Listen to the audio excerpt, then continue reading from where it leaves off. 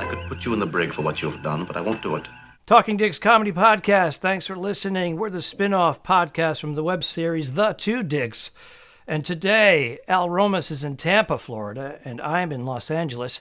And we have a special guest. Al, who is the guest? Yes, we do. We're continuing our series of funny white men, let's call it. And this is a guy I found a while ago on YouTube. I watched his special. It's called Out to Lunch. I think it has 600 billion views by now, and it's hilarious, and he's hilarious, and he's with us. Welcome, Mark Norman. Hey, Mark. Welcome, pal. Hey, good to be here. Thanks for having me, Als. Yes. Good to have you, man. Big fan. Enjoyed it. I went from that to a bunch of your YouTube shit, and just it was killing me. I love the Good Morning Cleveland or whatever that woman with you. She what a trooper, man. She was awesome. She hung in there. Oh, yeah. That went viral. Yeah. Yeah, she saved it. I mean, how many of those dumb morning shows do we do? And she was the glue. She made it fun. She played it straight. She let the comic be funny. So yeah, she's a pro. Yeah, she was cool. Did she end? I wanted to ask. I've always just wondered. Did she come to your show that weekend? No. I tried. The hotel room? Tried. How about the hotel room? I know, but maybe no. Yeah, married lady, fun lady, but no, she's just a pro at that morning show. She's had Bobby Lee and Segura and Kreischer, and she just knows how to play a comic well. It's beautiful. Oh, yeah, great. she was good. And then I saw the recent one. How's the you took a fall, man? How's the tailbone? Oh, you saw that? I just saw that where you're on a hoverboard, and I don't know what was going on. You had a film crew filming the hoverboard thing. And, yeah, Al's your sycophant. I'm your fan. yeah, but he's a sycophant. I go but down go these holes, and then I'm lost in them, and I watch every fucking thing. I don't appreciate sleep. it. I wish you were my dad. Well, I don't want to be anyone's dad, but No, go ahead. Well, I just was I did a gig in Austin, and now the times have changed. Like, you're going to a city, and some kid will hit you up and go, "Hey, I'm a videographer or a vlogger. Do you mind if I film you and you can post it?" And I was like, "Yeah, sure. Why the hell not?" So we're getting some dumb footage around the town, and I tried a hoverboard out and took a hard spill right on the tailbone. And we're getting old, and everybody walking by laughed at me. It was pretty rough. Yeah, what was up with those broads who laugh? Who were they? Just some group of quinceañeros or somebody with hats, and they start laughing at poor Mark's on the pavement, and they're cracking up. Maybe we shouldn't be laughing. It's like, fuck you. He's got the post-college look, so he looks like, he shouldn't be on the hoverboard, but so it's still funny, to see him. And they were drunk. And it's right on the strip, so it's a bunch of characters and ne'er-do-wells out there. So, yeah, it was bad. But, man, I was in pain. It was one of those it looked real. falls where you feel like a kid again, where you're like, oh, and you want to call your mom, It was pretty brutal. Yeah, and then you have a camera on you at the time, who needs that? You're laying there in pain, Yes. and, some camera guy pointing at you. It's like, really? But did you bruise your coccyx? Good footage. The comic in us, though, we go, that was horrible, but I'm glad we got it. But, it was rough. But that's paying for about 2 weeks, correct? Did you? Yeah. Well, that's the thing. We're getting old. I'm pushing 40 now. So when I take a fall like that, you start thinking like, all right, well, this is a week. Right. Or it comes back, in a few years. What was that? Right. Remember that fall you had in Houston? Oh, fuck, yeah. That was it. Exactly. And you're just anticipating that bowel movement, like, oh no, just no, please. Yeah. No. Yeah. Exactly. I'm doing stretches in the hotel room, just trying to even out. It's like that old Geraldo joke. When you're a kid and you fall, it's funny. When you're an adult and you fall, it's concerning. Right. Did you, were you in New York? I'm guessing when you got there, was Geraldo already gone? Did you ever work with him? Did you know him at all, or did you miss that whole thing? A huge fan. I got there in 2007, so he was already huge by then, and all these guys, the Patrices and the Burrs were all pretty big by then. But I paid to see him twice headline. I was broke, took every dime I had, and I went and saw him at Gotham and at Comics. Remember Comics on in the meatpacking district? Yeah. And then I did Last Comic Standing, and he was one of the judges, and he was very nice. So I interacted with him just a cut hair, but I was a huge fan. Yeah, that's weird. I was just wondering timing wise. because Al and I knew him. I think, Al, you knew him, right? I knew him pretty well. I Really? did, yeah. Yeah. I knew him well. We had the same manager for a few minutes, and then they were CBS was developing a show for him, and they were trying to plug me in, and then the exec said, "Nah, we're just going to stick with Greg." So, Well, I remember doing open mic night on Long Island at Chuckles, and Jim Wow. Gaffigan and Geraldo would come down from the city and try to Wow. get on, do 5 minutes. Yeah, so that's how I met those two guys.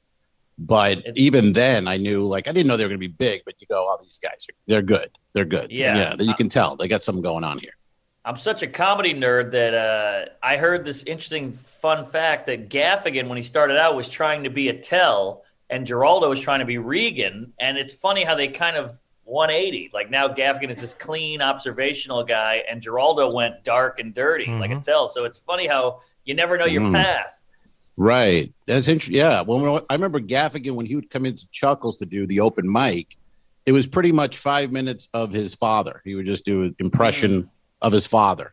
Yeah. You know, Jim, and it was like the nerdy older white guy, which in a sense he kind of became in his act. It's a little bit of that, kind of thing. And Geraldo was just always really smart, even if it wasn't dirty, but it was just like, then you find out, oh, he's a lawyer and all this shit. Yeah, but yeah. he was just like, wow, but who was yeah, this the writing guy? was there. You know? There's no doubt. Oh yeah, definitely. What a When and you started, Mark, in New Orleans. Did you start comedy, or did you did some comedy? Because there's really not that I know of. Is there any venues or clubs to start in, or was it just kind of a bar gig? There was no club. There was an improv in the casino at Harrah's down by Bourbon Street, but no, it wasn't even a thought. Nobody even went there. It was just like, Dat Fan would show up every 2 years to do it. But yeah, we just did the back of bars, and it was back in the day where you'd open the phone book and look up comedy clubs. You go, okay, there's one in Baton Rouge, we'll drive an hour and a half, or there's one in Lafayette, we'll go to that, and you just got in a car and got drunk and wrote some jokes, and it was so fun, and I was rudderless at the time. I had nothing going on. I failed out of college 3 times. So comedy was this kind of thing to do, and I was so desperate for friends and a community and a purpose. So I found comedy, and I just jumped in all the way. Are any of those guys still comic with you? Were in the car with doing that? Did any go to New York with you, or did they become comics at all, or was it just Not you? really. One of them now is a writer, so that's kind of showbiz. One of them quit. One of them moved to L.A. and kind of got druggy and weird and kind of just fell into that whole world. So, yeah, it's amazing. 2 of them are still going. Theo Vaughn was one. I don't know if you've heard of him. Yeah. Oh, wow, sure. He was a Louisiana guy. He's killing it. And then this other guy, Sean Patton, who was like my hero, and he's in New York, and he's great. Okay. So when you moved to New York, it was just you. You just said, I'm going to New York. And well, I went with 2 guys, but they've all fluffed off by now. Yeah. Okay. But you met up with Joe List along the way. Yeah. And now you guys, your podcast is Tuesdays with Stories is pretty big, man. It's pretty big deal. It's getting there. Thanks. We're 8 years in. Wow. But it took some time to get the traction going, right? Oh, yeah. See, Al always wants to quit this. I'm like, dude, just stick with it. I don't know. I'm not quitting. Seven years from now. Yeah, I'll be dead. It'll be great. How did that become? Let's talk about you. You meet Joe, you're hanging out, blah, blah, blah. Whose idea was it to start a podcast? And, how did that come about? It was all Joe. I mean, we were pals. We were both drunk weirdos who loved Seinfeld, the show, and big atheists and comedy fans. We didn't know each other that well. I was always a fan of his, but he was further than me. Him and Soder and Nate Bargatze and all these guys kind of had a crew.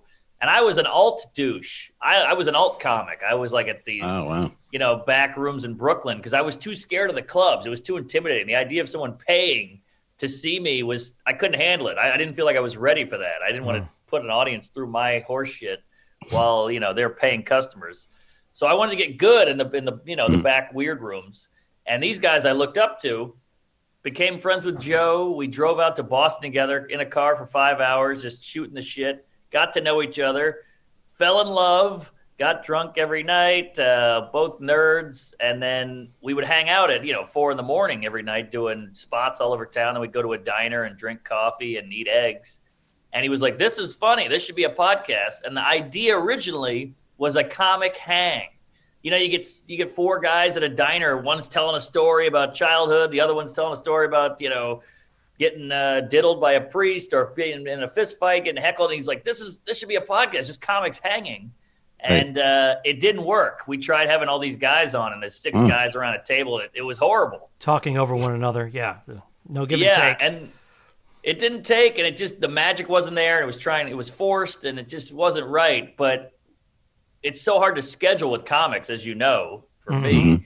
Everybody's busy or on the road or doing everything. So eventually we need an episode to come out, but nobody can do it. So we just had to fill air time. And then that became the show because no one else could do it. And then we started having guests on later, and all the audience hated it. Really? Yeah. Because I listened to the pod, and I was going to ask you about that. Do you ever do guests? Because as I've only been maybe within a year, I haven't heard any guests, but not a thing that works for you guys. We've had them, and the comments are like, who cares? Like, because you got to sit there and go, where are you from? How'd you get started? And it would kill our rhythm. We had a good rapport, like a jazzy. Well, thanks for coming on. Thanks for coming on. We appreciate it. And that's going to wrap it up. The opposite. Ours saying, how about a guest? You two suck. How about a guest every now and then? No, you guys are good at it and all that. We're not. It didn't work for us, and the audience hated it, so we just tried. It's like interesting. We said with Gaffigan, we had to evolve. We just went towards what was working, and now it's this zinging and zanging joke, dense, crazy kooky time. Well, I'm a big fan. Oh, yes. Go ahead, Al.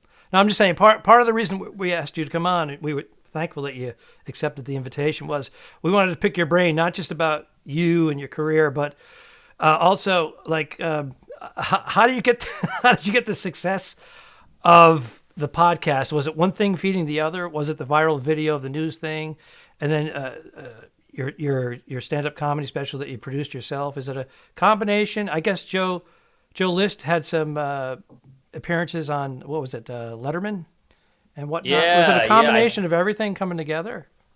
Look, I got to be honest with you. I don't even think the pod is that big. Like, you see these Tim Dillons and Andrew Schultzes and Theos. And just perspective. Those are huge. Yeah. But, like, we just like hanging out. Then you get so busy that you never get to see your friends. So then the podcast is a nice way to actually, like, hang out again. And then, hey, we'll record it as well and maybe make a buck off of it and sell a ticket. So it was kind of a two-perk there, a double, what do you call it? 2 birds with 1 anal, double whammy. I don't know. You go. Yeah, double whammy. Yeah, double whammy works.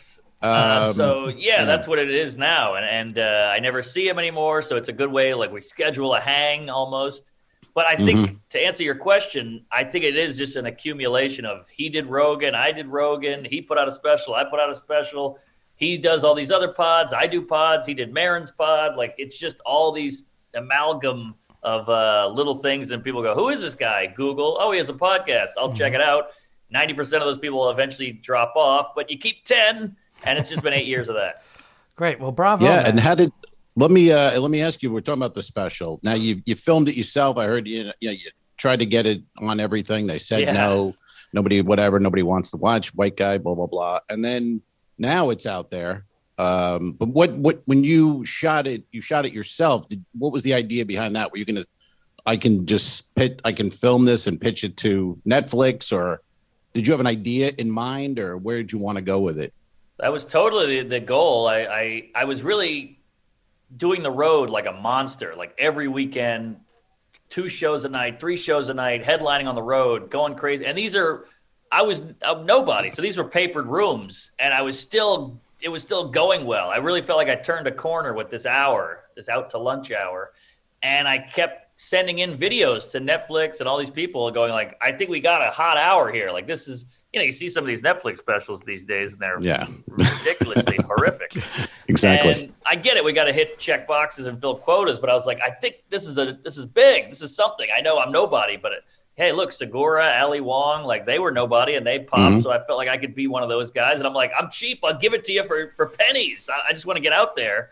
And they wouldn't buy it. So I said, I bet if we shoot it and make it look nice and get a theater and all that, they'll buy it. And they still didn't buy it. So YouTube was like the last ditch effort of like, all right, well, let's just put it somewhere for free, I guess. And then it popped, and now I'm so glad it's on YouTube, and I'm glad I own it. Yeah, you own it, period. And Going back to the Dane Cook method, was he put his stuff out on his own and just put it. He did Napster, and then it was MySpace way back, and then, but eventually he started building up, and he controlled it all. So in a sense, we came from the school of no, you don't give out your material now. You wait till you can take control of it later. And Dane was like, no, here it is. Come see me. Mm-hmm. I think that's what's happened to you a little bit. Yeah, I think that's the name of the game now. Like Dane Cook was kind of ahead of the curve, and Kevin Hart too would go to clubs with a composition book, I heard, and just get everyone's email walking out the club, and then he would hit them back when he goes back to Pittsburgh or whatever. And that's the key. Like you can't sit around and wait for these suits. They don't know what's what. They're not creative. That's why they're suits. They sit around a big table drinking Perrier and going, who's the hot guy right now? They don't know what. They have no comedic or creative clue. They're clueless. So you got to just do it, and then they catch up to you now. That seems to be the new world order. So you hear that, Al? Yeah, fuck them. Don't even think about them. Just do your thing. But the Everybody's thing is, waiting on them. They're not doing anything. And it's amazing because it worked how it worked out for you, which is great because you go on Netflix and, there's no big deal. It's another special on Netflix. Who gives a shit? But when it's YouTube and the pandemic wasn't a bad thing either, let's be honest. I mean, you put it out and everybody's home. It's like, well, what the fuck? That's how I kind of fell into it. It just, you're watching everything. Exactly. And I'm like, well, who's this guy? And then, you check it out. And it was funny. I mean, I've told Al and I've told other friends of mine just to watch it because the amount of jokes you put into that thing, it's unbelievable, really. Oh, thanks. It really is, man. You got so many goddamn good jokes in that thing. I just thought that's what comedy was, Well, you're wrong. Has you're become wrong. This weird... Thanks for ruining it for us. It's not that. It was never that way. It's just comedy got so confessional. Comedy now is like, hey, my dad fucked me in front of my aunt, and I'm hurting, and you're like, yeah, I get it. That's a hell of a premise and a fascinating story, but we still need a turn. That's why it's called comedy. Like it's got the word comedy on the wall behind you. So like. I just thought, hey, I'll put a bunch of jokes in, and I get a lot of shit. People go, you're one of those joke guys. I'm like, well, what the hell are you doing? Like, I thought that's what this was.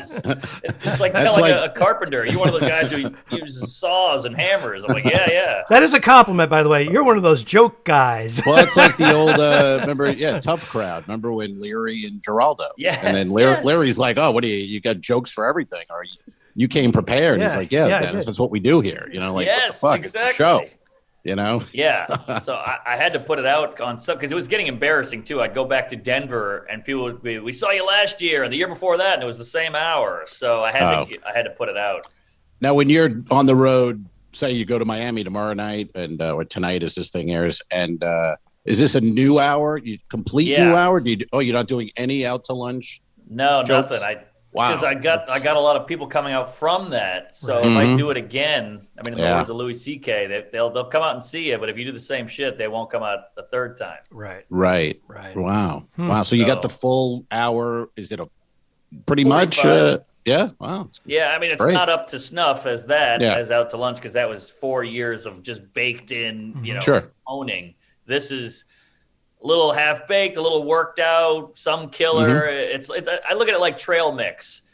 It's solid all the way through, but there's some M&Ms for sure. Right. And eventually I wanted to get all M&Ms. Yeah. Well, it's still, though, man, to have the special out right now and then have to go on the road with the new 45, 50 hour, whatever. It's impressive. Very cool. Oh, during a pandemic. Yeah, man. So that's impressive. So what is it? So you are disciplined, obviously. Were you always disciplined, or did the success that you're getting now making you more disciplined, giving you a little bit of pressure in a good way? I think it was the opposite. I think discipline in the beginning, and now that things are cooking a little, you got to just keep your foot on the gas because you see a lot of these comics who are brilliant with these amazing specials, and then you go, whatever happened to that guy? Or a new special comes out, and you go, oh, man, he really lost it. So I don't want to be that guy. And also, we do comedy. I mean, nobody writes. Nobody. Every comic's like, oh, I'm a hard worker. And I'm like, no, you're not. It's grinding. They're all grinding. They're all grinding. Yeah, there's all these photos of them with a pen and a pad in a coffee shop. I'm like, I've seen you. Exactly. You did the same act from 88. And that's okay. Look, we're all lazy cunts, but don't act like you're, some weirdo hard worker guy. But So nobody's writing. So if you just suck it up and do the writing and get up and try new and test stuff and listen to your sets, it's not that. I used to move furniture. I used to be a construction worker, gopher. Right. I used to be a janitor. So it ain't that hard, but it's almost like when you start working from home, the masturbation policy is very lax, like it's easy to just kind of slack off. And it's the same with the whole profession of comedy. It's easy to slack off. Right. So if you just stay focused, you can really get a lot done. Yeah, and it's almost like, I feel like nowadays it's really two jobs. You got to be a comedian, you got to write your act on, but also with the tweeting and the Instagram and all the other platforms. Social media end of it, if is another, like you're a pretty, you're a good tweeter. You have a lot of tweets. Oh, thanks. But that's another, part. What makes you go when you nightmare. tweet something? Do you think, I'll send this out as a tweet, or this could go in the act, or is it a combination of, I'll tweet it, but I'll also try it tonight? Is it a writing tool? Yeah. Totally a writing tool, yeah. If I get a reaction, because a lot of these tweets are either a one-liner or an idea, like a premise. And if it gets some reaction, I'm like, there's something here. And sometimes it gets 2 likes, and you're like, all right, delete it. This is horrible. So you can kind of use it at an open mic, and it works as a seal of this is my official seal that this is my joke on this day. I thought of it. If some kid comes out with it in 10 years, I go, I got a timestamp on this puppy. Here's the tweet. Yeah, now that's good. As far as your thumbnail, your profile picture on Twitter, it's Red Fox at a typewriter. Is that ironic, or were you a true fan? I love Red Fox. I love that he's at a typewriter. It's kind of showing, hey, he's writing, I'm writing. I thought it was a cute pic. He's adorable. I don't like my face. It just kind of, I just did it one day on a whim. I was hungover, like, oh, this is a great picture. I'm going to make a profile. He's one of those guys that's forgotten when people talk about the greats. Everyone, when people ask you who's your favorite comic, everyone is, Carlin, Pryor. Right. It just becomes that Mount Rushmore of comedy, bullshit. But Red Fox, for when in the day, is as funny as any of those guys live. So funny. Nobody's close to what Red. Nobody's going to follow him, but he's forgotten. I don't know why. Maybe because of the sitcoms, and they think of him TV-ish. But he was a nightclub comic, a real one. Yeah, not, focused. So, yeah. And he's always one of those guys that's just all around funny. The jokes are funny. He's funny. The way he looks is funny. The way he moves is funny. The way he talks is funny. And I feel like those guys are kind of a dying art in a way. Like you don't see that all around funny guy. Right. You see, I don't want to name names, but Bill Burr has that where he goes on Conan and he's funny on the couch. Then his act is funny. Then his podcast is funny. I like those full, just complete funny all the time guys. Right. Yeah, it is. It was the thing in the day. Yes. And now it's not. But that was the thing. Like, you were always, you couldn't even interview a comic in those days. They wouldn't answer you. They'd be picking up props and making jokes and shit. And you're like, dude, can you bring it down?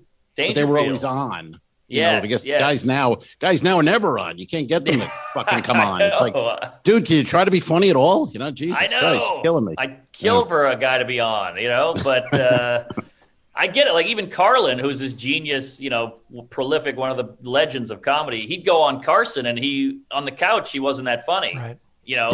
He didn't need to be, I guess, because he was already on Mount Rushmore or whatever, but I like the guy who's funny everywhere. Right. Yeah, now it's become more just pontificating about comedy. Let me tell you my process, and it's like, fuck, just be funny. Try to be funny. I mean, Chappelle, you see his old stuff, his old late night stuff. He's hilarious. He's adorable. He's goofy. He's unwatchable now. Yeah, now he's smoking and telling you about Frederick Douglass or something. That's those. These are released. I don't know what they call them. Comedy special. There's no comedy. I mean, you call it a special. You're going to see Dave Chappelle for 20 minutes, but I still enjoy it. I enjoy that part of it. It's a different thing for him now. But it's not comedy, though. It's not comedy. We all know he's brilliant. He's amazing. But I find him interesting. I still find him interesting. He's definitely interesting. It can be interesting, but comedy. I don't turn it off. Whereas someone else is doing it, I can turn it off. Do you want to see Brian Regan though do something like that, or do you no, want to see, no? I want goofy Brian Regan. I don't know when did he become the guy who went who said, "Okay, Dave, we'll just film you doing anything now. It doesn't matter." Yeah. When did I don't know what happened? When did that? Because he's funny and had a good show on Comedy Central. Now we can just we're willing to listen to anything, I guess. Well, he was going to be on next week, but I don't think that's happening now. So, thanks. I mean, he's one of the best comics of all Always, time. Don't get me of course. wrong. I'm just saying. I don't know. I mean, he is interesting. Maybe there's something to it, but don't call it a comedy special. That's my thing. Like, you can be interesting, you can be smart, you can pontificate, but you sitting down on a stool talking about social issues is not stand-up if there's no jokes. Yeah, but, I agree. Well, Carlin was doing that towards the end. It was a soapbox. Yeah, after and I didn't like that either. 40 years of stand-up, whatever, yeah. And he can do whatever he wants. I'm just saying, you can't. What if I just go up? Hey, this is my gay porn, and it's just me telling jokes. Now we're skewing the genre here. Interesting. Yeah, I agree. I agree. Let me ask you another question. I know you're a big Seinfeld fan and Curb. I was wondering other favorite TV shows from when you were young or now. What do you enjoy? Any kind of sitcom-y show? Is any of that funny at all, or? I think TV is like any sitcoms have gotten so horrific. I mean, I love the Larry Sanders Show is another one I put up there. Just so funny. But sitcoms now, I mean, it's pretty wild. Sitcoms have like regressed, and then drama progressed. You got your Breaking Bad, your Mad Men's, your Sopranos and stuff. So TV got amazing drama wise, but I feel like the comedy has really gone back. Yeah.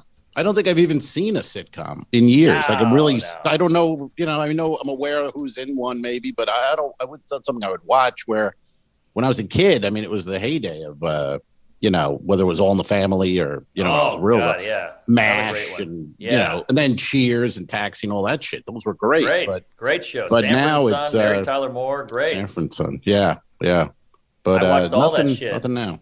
Yeah. Yeah, nothing now. Even F Troop and shit like that, Mr. Ed, at least it was attempting humor. I mean, it was corny as hell, but it was attempting. I feel like now it's comedy's in that weird place because it has to be clean, but a lot of comedy is so horrific. Like even Seinfeld, must-see TV, NBC, primetime was masturbation jokes, Schindler's List, Holocaust. I mean, there was a dentist that put you under and diddled you. Molested. I mean, it was dark. They were just smart enough to get around it. Right. Yeah, that's true. But it's funny. Like I guess I'm too old or whatever. I just don't have any interest. Like I couldn't sit down right now and watch a sitcom. It wouldn't be. Whereas that was something I enjoyed. I just couldn't do it. But I could watch Seinfeld. Well, there's only a fraction of them, anyways. And I don't know. I don't know who's in them. What's going on anymore? I think the strange. last. The Office was great. 30 Rock was great. Arrested Development was great. But those, again, you watch half of it. It's like retard jokes and black jokes, and you just couldn't do that now. So I think people are like, if we're going to do a comedy, we just got to go 100% squeaky, which is fine. But I don't know. A lot of comedy is tragedy and darkness. So even All in the Family every joke was a race joke. Pollock this and black this. Sammy Davis is coming on. They're fucking with him. Right. Even Good Times. Like, it was all dark stuff. We're poor. We're in the projects. We're a black family in Chicago or wherever the hell they were. So it was like... Yeah, where were they? Yeah, where were they? Where were they? It was the projects. I thought it was Chicago, too, but maybe I'm okay. South side of Chicago? Yeah. Projects. And I will say, the Big Bang Theory is like the number one comedy on television. As corny as it is and as cheesy as the laugh track is, and there's a zillion jokes in there, and I do appreciate that. I do too. I've never seen it, but I'll take your word for it. I have a few seasons under my belt. I enjoyed it very much. I didn't stick with it through the whole thing, but the writing, the amount of jokes, and of course the characters developed very well. Yes. But interesting. It ain't All in the Family, but no Norman Lear, sure. that's for sure. Yeah. No. Yeah, it just sucks because they do these weird what do you call it? Focus study, is that it? Focus groups. Yeah, where they go, if you played All in the Family now or Sanford, they'd be like, he's so mean, we don't like him, and you're like, but that's his character, you idiot. But they're like, I know, but can he be more likable? And you're like, no, he's the douche, he's the mean guy. Well, so then they would just scrub it. He would get the short end of the stick often, and you could all laugh the time. And you could laugh at him. So that was kind of a redemption for the character as well. As mean as he was. He exactly. And he thought he had a palace, and he was a broken down little house. He was a foreman at a loading dock.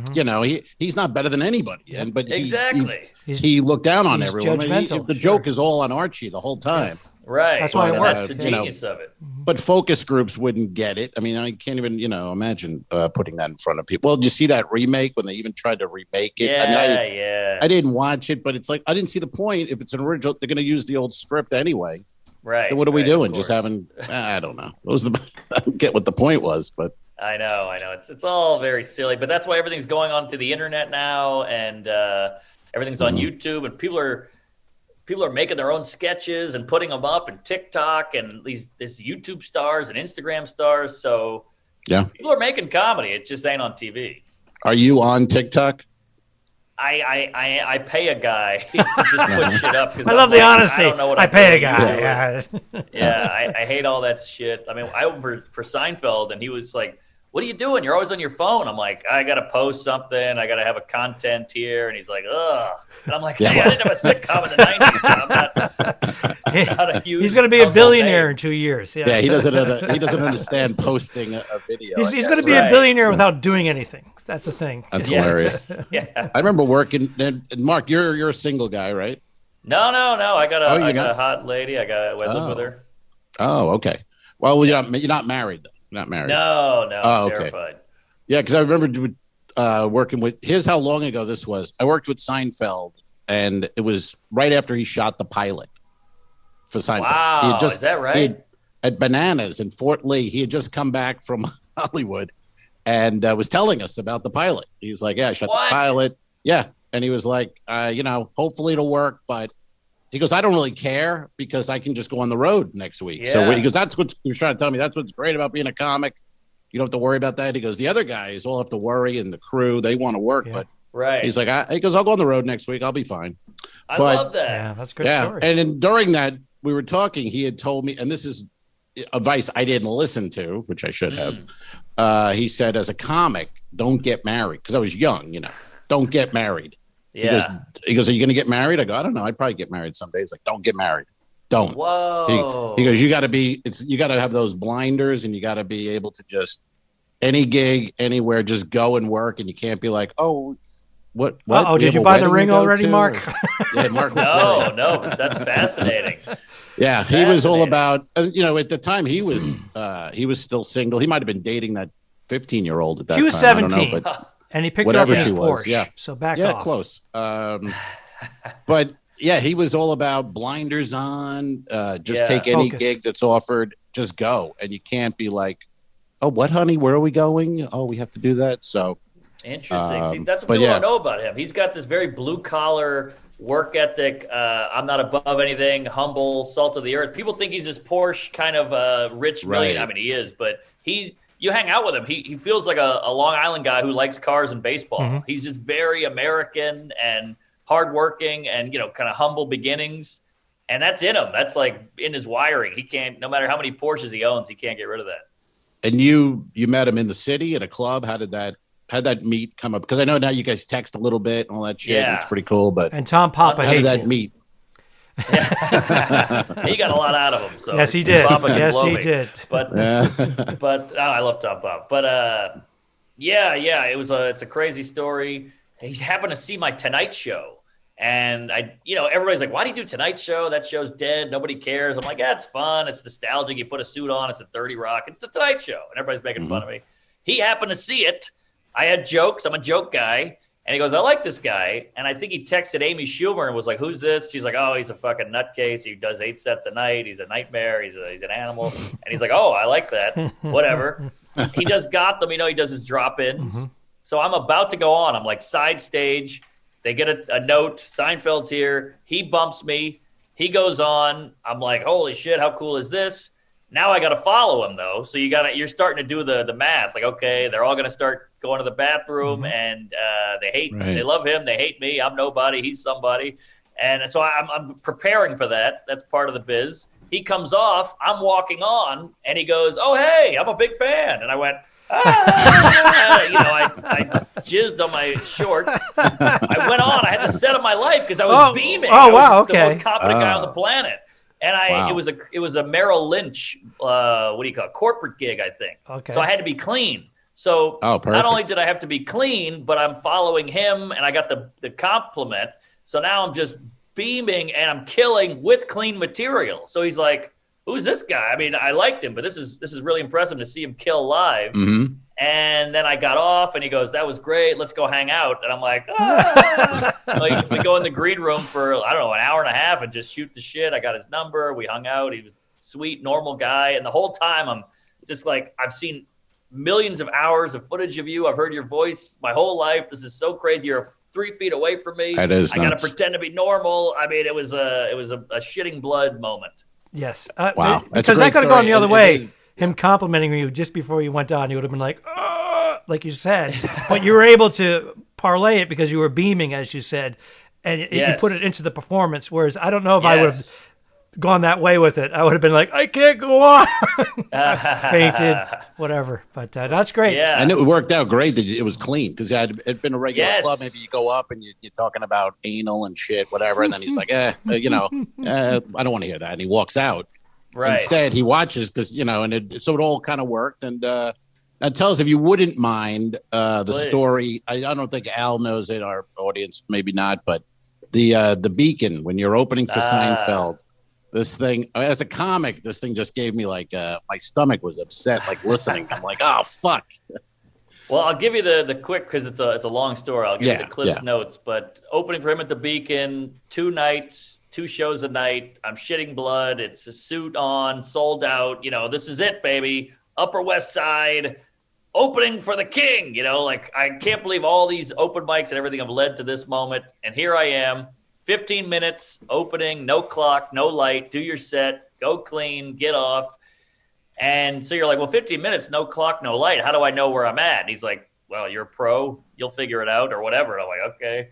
So first show goes okay. Second show, I don't know. I got in my own head. I was too scared I was going to go long. So I guess I went really short. Like I might have done 12 or 13. So he wasn't side stage yet because I went so short. So I go, thank you, good night. I walk off. He's not there. And I'm like, what do I do?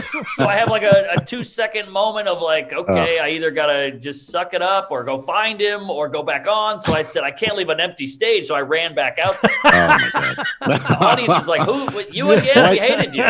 He's back. Yeah, this idiot. We got to see you twice. So I just do like a 2 or 3 minutes of like, a couple of zingers. It does well, thank God. Then I get off, and he's not happy. He goes out, kills, and he comes off. He's like, what the hell was that? You never go back out there. I was 2 steps behind you. I watched you go back on. You suck. I hate you, whatever. And it was pretty surreal getting kind of reamed by your hero. Right. But it wasn't bad. I mean, he was completely right. I fucked up, and I went home and just laid in bed in my suit staring at the wall. I never slept. It was one of those like, you're idiot, just punching yourself and wishing you could turn back time and all that. And next morning, he texted me at 10 a.m. like, all right, it's going to be fun tonight. I'll see you. Wow. I can't wait, So excellent. It was a happy ending. And I think it made us closer in the end, oddly. No, actually, it's funny though. Sense. There were even though you think there were rules, there's no real book or rules. Like when something like that happens, unless it's happened to you as a comic, how the fuck do you know? You know what I mean? You leave the stage, the guy's not there. Right. Well, what do you do? I mean, and usually there'd be stage people kind of going, hey, stay here, or, some text backstage. But if you're just, the thing I would be like, all right, I better go back out there. Yeah. Which is, you would think. I like to see a clock. Then again, it's not the right move. I like to see a clock. That's nice to have somewhere. Just a clock would be nice. Let's be honest. Clock is not. It's not a lot to ask, man. Just instead of this. Instead of this, It almost feels like a little haze, not hazing, but like a little. Let's see how well you can perform and follow direction a little bit. I don't know if maybe that's subconscious, but it felt a little like that. Right. It's a test. Wow. Yeah, maybe he hangs in the elevator for an extra minute or two. Let's see what this fucker does. Exactly. And he got me. I mean, it worked. It's a psychological mind melt. It got me. No doubt. Wow. But we're still cool. It kind of broke the ice a little bit too, and like it friendship jumped us a little, sure. I think, because now we've kind of been ourselves and had a moment, and now we're good. Oh, that's great. Maybe you'll be the marriage ref, the next host. Can we do a little recap about where you're performing and tell the folks what's going on, your projects and whatnot? Sure. I'm at the Miami Improv all weekend, and please come out if you live there. I need you. I'm dying at ticket sales. And then I'm at Salt Lake City, Wise Guys. I'm in Tacoma, Spokane, doing a whole thing over there. And I got a ton of dates on the books. We're back open. The calendar is full. Go to marknormancomedy.com. Check out my pod, Tuesdays with Stories. I have another one with Sam Morrill called We Might Be Drunk. And we feel like we're the last two drinkers in this comedy game. So we kind of, Al and I are hanging in there. Yeah, we're both, great. We both enjoy the booze. The lounge Yeah. is open. Let's Yes. just say the lounge Yes. is open. Here. But I know what you mean. It's getting smaller and smaller. Yeah, a lot of healthy comics. It's very sad. Yeah, It's yeah. odd. And look, it's good for them. They're I guess, smarter than I yeah. am, but I just like That's true. alcohol. Yeah, it's fun. I hear you. Yeah. Well, buddy, I know you gotta run because you gotta tweet something. But thank you for thank Al for reaching out to you and for you saying, yeah, I'll come on, and I'm glad it worked hell out. yeah. And we are I'm a big fan. fans. So Thank you. It's mutual. Yeah, great to meet you, Mark. Thanks for doing the pod. I really appreciate it, and continued success. And we'll hopefully, get to bump into you one of these days. Yeah, hell yeah. Where are you guys? Yeah. You're in Tampa and you're in Los Angeles. Oh, okay, nice. So Yep. crisscrossing. Yeah, how hellish is it out there? Well, this pandemic is the best thing that's ever happened to us.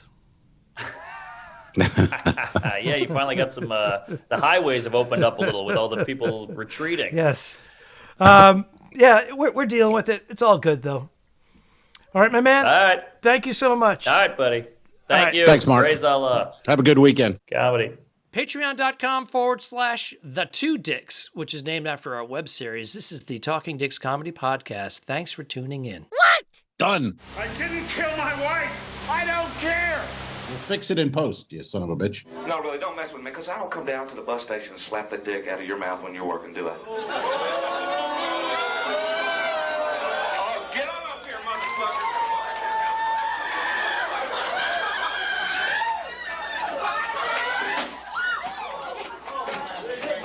Give me security. I'm sorry, man. The guy fucking came at me. What do you think, folks? No way. Okay, show.